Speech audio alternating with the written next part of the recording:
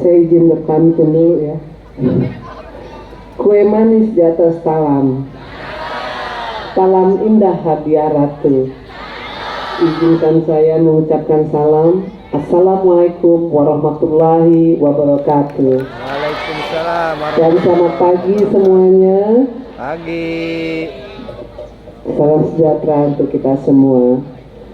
Yang terhormat Bapak Penjabat Gubernur Banten, Bapak Dr. Al Mukhtabar MSc, juga selaku penasihat tim pembina Posyandu Provinsi Banten, serta para jajaran yang mendampingi, dan juga yang saya hormati para penjabat pimpinan tinggi media dan pratama di lingkungan Kementerian Dalam Negeri, dan juga yang saya sayangi para pengurus tim pembina Posyandu Pusat, para pengurus tim penggerak PKK Pusat, serta yang saya banggakan penjabat ketua pembina Posyandu Provinsi Banten, Ibu Profesor Dr.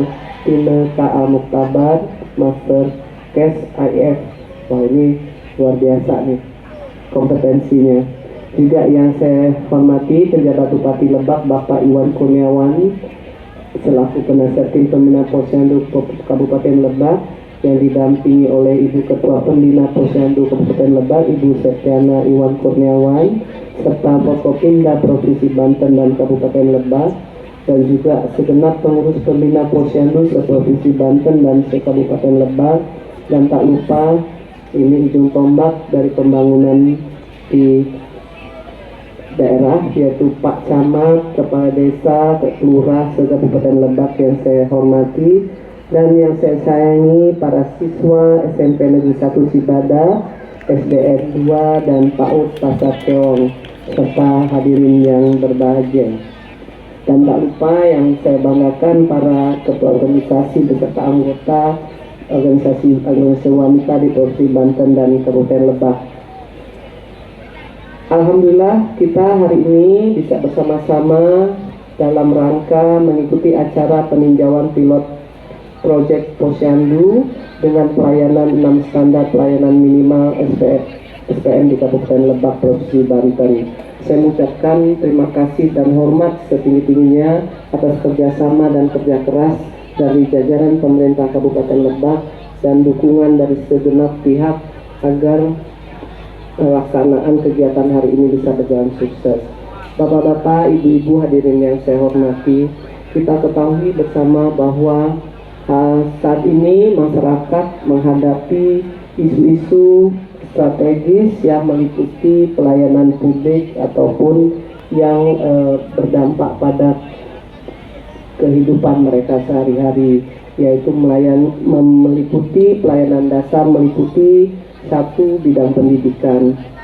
Kita tahu bahwa pendidikan ini sendiri sebetulnya kalau di sini pendidikan formal ya, pasti sudah ada program yang luar biasa di mana pemerintah pusat ataupun pemerintah itu mengalokasikan APBN itu 20% khusus hanya untuk pendidikan, sehingga kita tidak meragukan lagi bagaimana upaya pemerintah dalam mensukseskan pendidikan formal ini.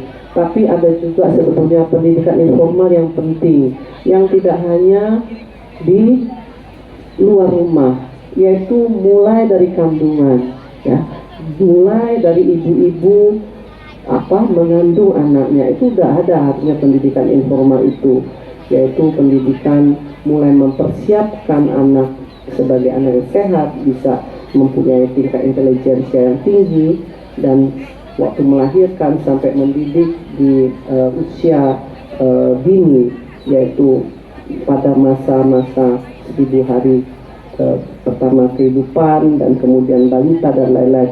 Nah, pendidikan ini suka dilupakan juga karena kita lebih fokus kepada pendidikan formal. Padahal pendidikan informal yang utama itu sepanjang hayat kita adalah mendidik anak yang menjadi amanah buat kita semua, terutama kepada ibu-ibu. Tapi sebetulnya bukan tugas utama ibu-ibu juga, karena anak ini kan bukan ibu aja yang punya, tapi juga kedua orang tuanya dan lingkungan sekitarnya. Kita harapkan bahwa fasilitas pendidikan tidak hanya kepada informal tapi juga informal, sehingga Posyandu merupakan salah satu nanti sebagai fasilitas untuk kita melayani masyarakat dalam memenuhi hak mereka untuk mendapatkan pendidikan. Sebelahnya adalah bidang kesehatan. Kalau bidang kesehatan, Posyandu bahkan dikenal adalah pos pelayanan kesehatan, ya. Padahal selama ini menurut Undang-Undang Nomor 6 bahwa Posyandu merupakan LKD, Lembaga Ketahanan Desa, yang tidak hanya melayani kesehatan, tapi juga kita sekarang merevitalisasi menjadi 6 pelayanan dasar. Nah, ini salah satunya proyek pilotnya ada di sini, sehingga kami harapkan banyak yang nanti mencontoh pilot project ini agar bisa diterapkan di posyandu lainnya. Terima kasih nih Pak PJ Bupati dan Pak PJ Gubernur bahwa sudah menyiapkan tenaga, waktu, anggaran untuk melaksanakan pilot project ini. Selanjutnya pelayanan ketiga yaitu bidang pekerjaan umum. Nah, ini kita tahu juga bahwa kenapa di pembangunan secara makro, secara besar, dulu saya dinas Pak Tito dulu dinas di sini Pak, di Serang, bukan di Lebak. Tapi kita itu takut sekali kalau mau ke Lebak, karena jauhnya setengah mati. Itu siapa yang akan dapat penempatan di Kabupaten Lebak itu udah nangis duluan, karena yang sebetulnya daerah dekat sekali penyangga Jakarta, tapi harus perginya seperti naik pesawat dari Jakarta ke Sulawesi Utara. Jakarta Sulawesi Utara pesawat 3 jam. Kok ke sini malah lebih dari 3 jam, ya. Nah, tapi dengan seperti pembangunan fisik yang dilaksanakan oleh PUPR, jalan tol itu secara makro. Tapi kenapa kita lihat pembangunan luar biasa, infrastruktur luar biasa, tapi nanti ada di koran berita ada lansia tinggal di rumah yang tidak layak, kemudian ada fasilitas sekolah anak-anak harus menyambung nyawa dengan menyeberangi sungai, air deras dan lain-lain. Nah, kita harapkan hal-hal itu tidak ada lagi. Dengan adanya Posyandu kita bisa langsung ke jantungnya untuk melakukan pelayanan PUPR ini kepada masyarakat. Mudah-mudahan nanti walaupun ini masih menggunakan anggaran-anggaran APBD, bisalah kabupaten ataupun provinsi menyediakan sedikit ya Pak untuk anggaran-anggarannya dalam pembangunan kepada fasilitas umum di semua level pemerintahannya. Kemudian memang pekerjaan umum ini tadi juga langsungnya perumahan rakyat.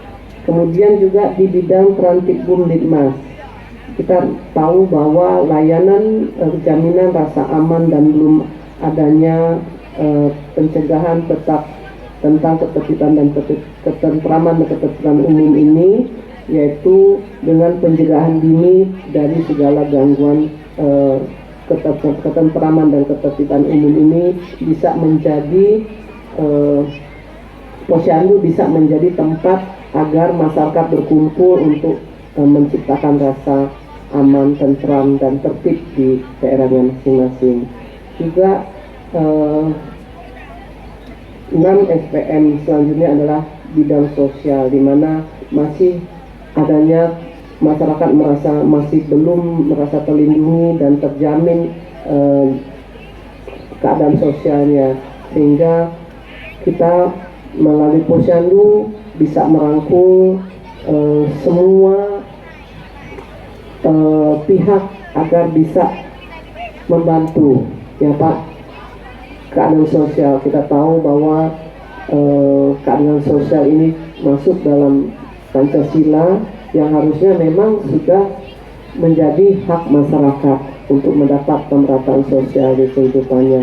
Nah, mudah-mudahan Posyandu yang akan kita canangkan nanti secara resmi, karena sudah dilengkapi dengan perangkat hukumnya, Permendagri yang sedang digodok sekarang, kita bisa mengembangkan Posyandu menjadi mitra pemerintah karena walaupun sebetulnya PKK sudah ada, nah ini tambahan untuk para pendamping ataupun yang ditunjuk, pendamping kepala daerah ataupun yang ditunjuk sebagai ketua pembina untuk mendapat beban lagi mendorong pembangunan di daerahnya sebagai ketua pembina Posyandu. Kemarin sudah dapat tugas mensukseskan 10 program pokok PKK, di mana program-programnya sudah ada.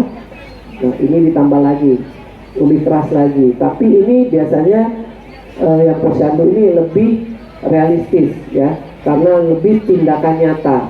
Kalau PKK biasanya lebih banyak gerakan, mendorong, melakukan penguatan ataupun melakukan gerakan bersama. Tapi ini tidak gerakan masyarakat lagi, yaitu gerakan masyarakat untuk mendorong pemerintah melaksanakan memenuhi 6 SPM untuk masyarakat.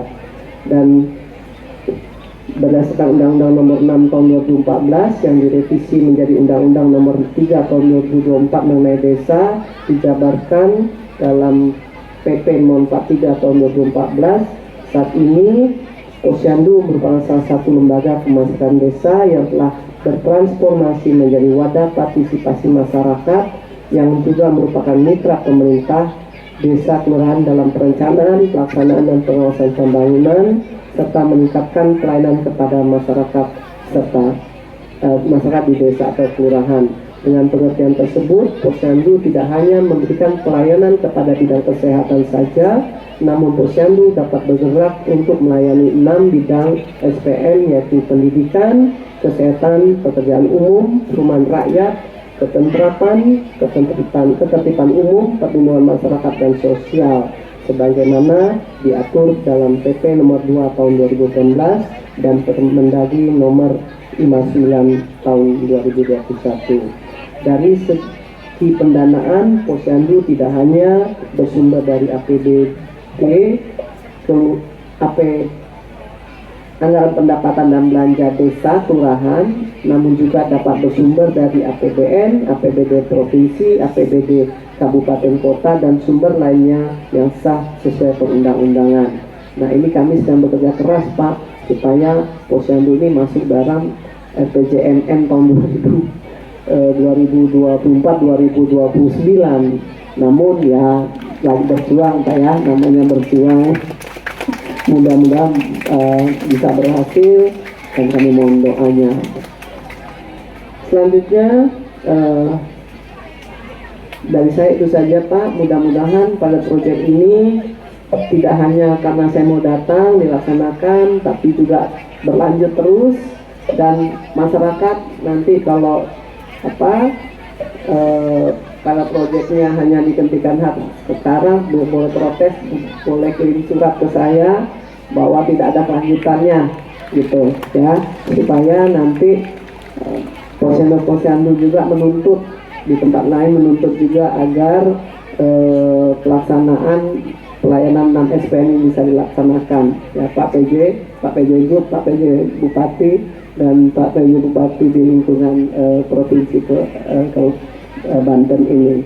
Demikian, dan saya terima kasih sekali lagi. Mohon maaf kalau kedatangan kami ini merepotkan semua. Insya Allah apa yang kita laksanakan hari ini mendapatkan ridho dari Allah Subhanahu Wa Taala.